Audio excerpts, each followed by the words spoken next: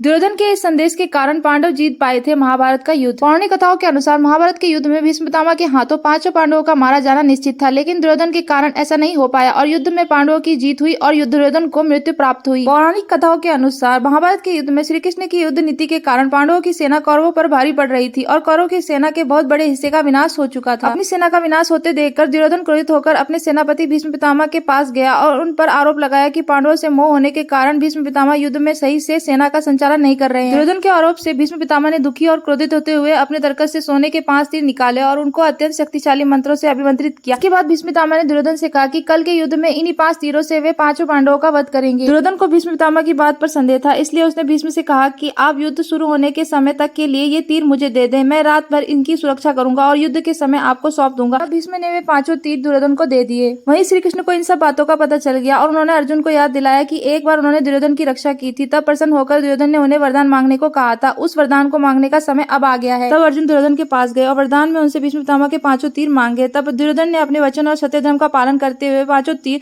अर्जुन को सौंप दिए। इस तरह दुर्योधन के अर्जुन को दिए गए वरदान के कारण पांचों पांडवों की मृत्यु टल गई।